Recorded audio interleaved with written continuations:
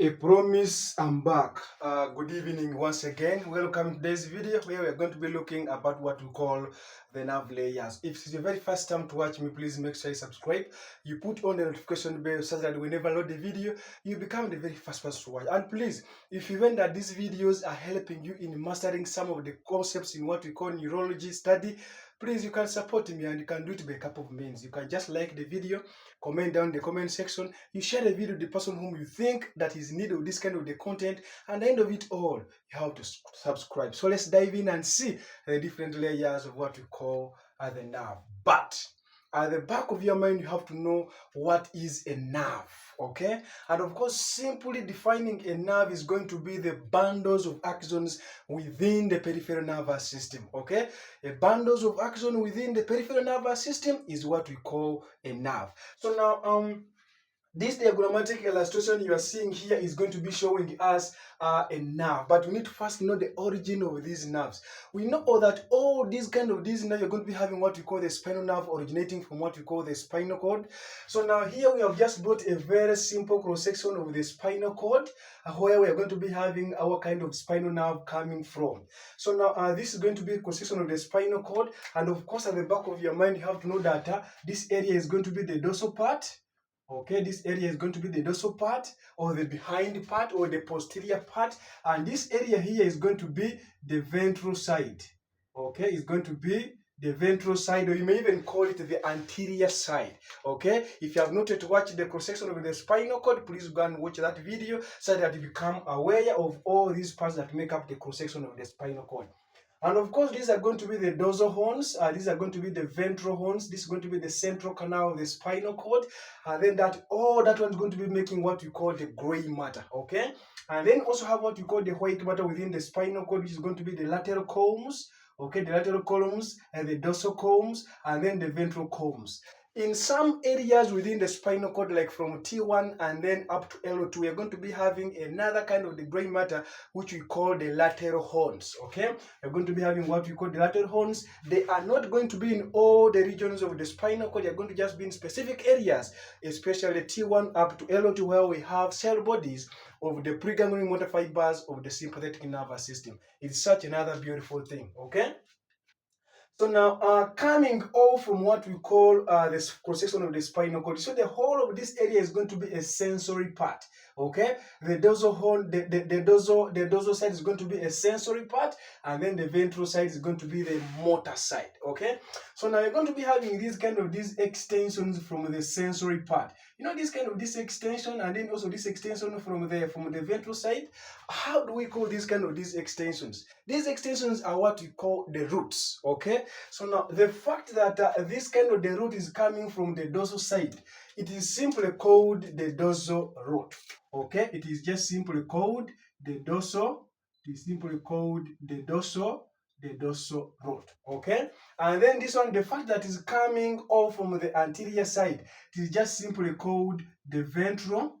Simply called the ventral root. Okay, that is something which you have to know. Okay, and then of course on the dorsal root we are going to be having this kind of the dilated structure, which is going to be housing cell bodies. And of course, if you have the groups of cell body within the peripheral nervous system, that's what we call a ganglion. So now the fact that this kind of the ganglion is on the dorsal root, we simply call it the dorsal root ganglion. Okay, we simply call this one here as the dorsal root ganglion. I'm writing it in short, that is DRG. Okay, it's such another beautiful thing. Now, when the dorsal root and the ventral root come together, especially is going to be forming what we call a typical spinal nerve. Okay, so now when the dorsal root and the ventral root come together, especially on what we call the intervertebral foramen, it's going to be forming what we call a spinal nerve. So now the whole of this section here is what we call a typical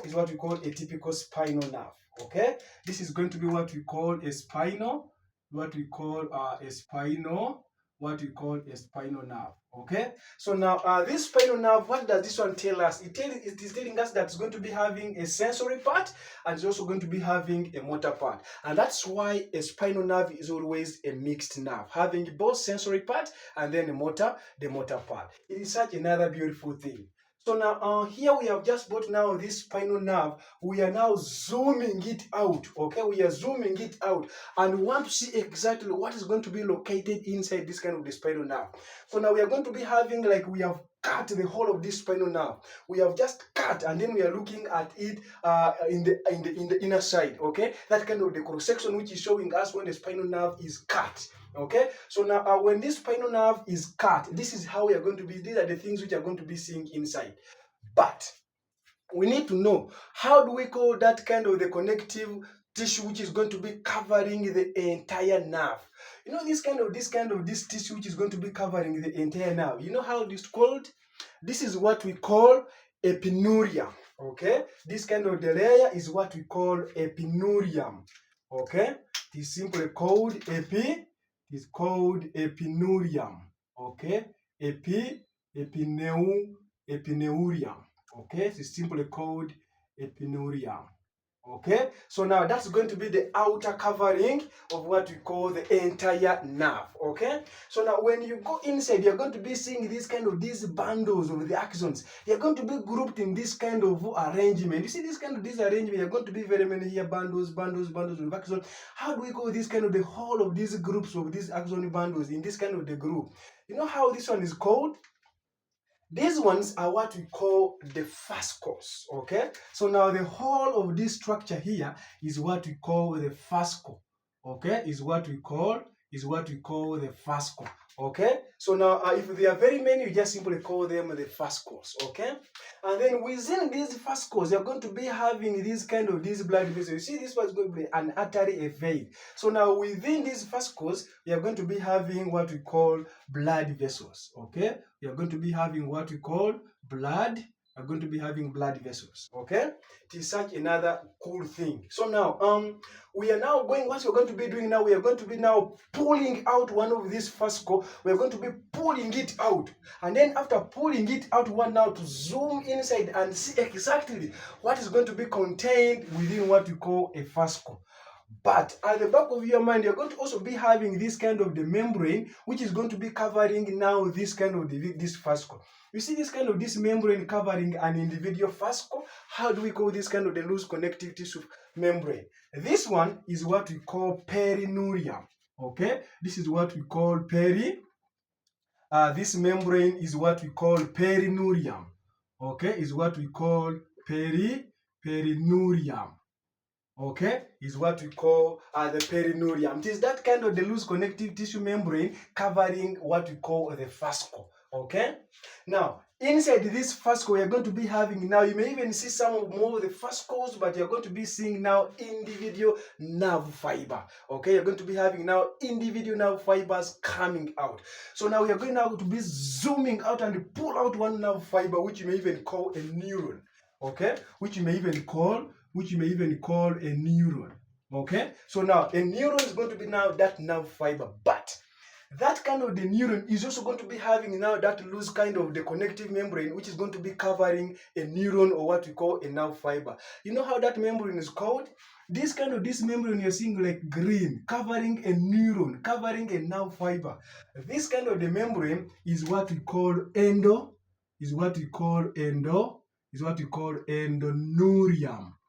Okay, is what we call endoneurium. So now we are going to be now having almost 3 layers from out. The one covering the entire nerve being called the epineurium. The one covering the fascicle is what we call the perineurium. And then the one which is going to be the deeper one covering the functional unit of the nervous system, which we call the neuron, which we are going to be calling the endoneurium. Okay?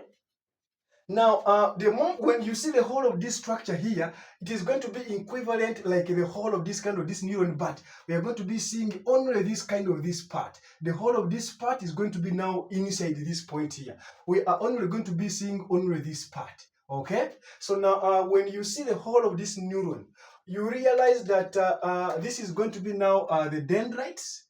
These one are going to be the dendrites. Okay? And then this one, the whole of this one is going to be what we call the cell body. Okay, is what we call the cell body. And then the cell body, as it narrows down before it transitions to an axon, that area having high concentration of what we call voltage-gated sodium channels. You know how it is called? This area is what we call the axon. is what we call the axon hillock. Okay, is what we call the axon hillock. And then of course the whole of this tube that allows the propagation, the movement of the axon potentials, you have to know that this is what we call the axon. Okay, is what we call the axon. And of course the axon is going to be having, some of them are going to be having the myelin fish. You see this blue structure, they are called the myelin fish. They are going to be increasing what we call the speed of the action potential. So now these kind of the fatty fish, which we call the myelin, we call them the myelin fish. Okay, this is that fatty substance that's going to be aiding in what we call insulation and even also increasing the movement of what we call the electrical impulses. And then of course at the end you're going to be having these structures which we call the axon, which we call the axon terminal. Okay, which we call the axon terminal. So now we are going to be looking only this part which we have pulled out. Is what we are going to be seeing all of this area here. The whole of this part is going to be now embedded inside, and again you're going to be having these cell bodies which are going to be residing in the anterior horn of the cross-section of the spinal cord. Such another beautiful thing. Okay. So now we have said that this kind of the spinal nerve is going to be having a sensory part and then even what we call a motor part. So now we're going to be having now a sensory part, mainly going to be supplying what we call the areas of the skin. So now we're going to be seeing what we call the sensory part supplying what we call the skin. So now this is going to be now the sensory, it's what we call the sensory supply. Okay, what we call the sensory supply. And of course, how do we call that area of the skin that is going to be supplied by the sensory nerve fibers, which are going to be coming from one spinal nerve root? How do we call that kind of the skin area? That area is what we call the dermatome. Okay, that area is what we call the dermatome. Okay, that area supplied by the sensory neurons, which are going to be coming from one spinal nerve root. Okay, and then of course the motor part of the spinal nerve is going to be now innervating what we call these muscles. So now you're going to be having now the motor part. You're going to be having now the motor supply. You're going to be having the motor supply to these muscles. Okay, to these you're going to be having to these muscles. And of course, how do we call those these muscles which are going to be supplied by these motor neurons coming from one spinal nerve root? You know how those these muscles, that area is called? This one is what we call myotome. Okay, is what we call the myotome. The motor neurons supplying those the muscles originating from one spinal nerve root. Super very important concept which you have to know. Okay. So now, having looked at now the neural layers at a microscopic level, you have to know that these the nerves, they have now a high risk of getting damaged. So now, if you cut this this nerve, you're going to be making what you call damage to the nerves. But of course, there are going to be very many other conditions that can lead to what we call nerve damage. So now, let's have a brief look at what we call some of the causes of the nerve damage. Okay. So now, some of the main causes of the nerve damage. For example, if you cut the nerve if you cut a human flesh like this, you're even going to be cutting the nerve. So now you have damaged the nerve. So now one of the causes is going to be, for example, you have just got a cut. Okay, you have just got a cut. It's going to be damaging the nerves. And of course, that nerve which has been cut, you're going to be losing the sensory supply, or even you're going to be losing the motor supply. That area will not be functioning very well. Okay? And then also what we call the infections, like the viral infections. You remember the viral infections like the herpes zoster? When it enters through what we call the axon terminal, it's going to be using our motor proteins, which you call the dynein, which transports it by what we call retrograde axonal transport and takes it to the cell body, whereby this the virus called the herpes zoster are going to be using our genetic material, which is residing in what we call the cell body, to make its own copies. And then later in time, these the new copies of the herpes zoster viruses will now use what we call the kinesin motor transport through what we call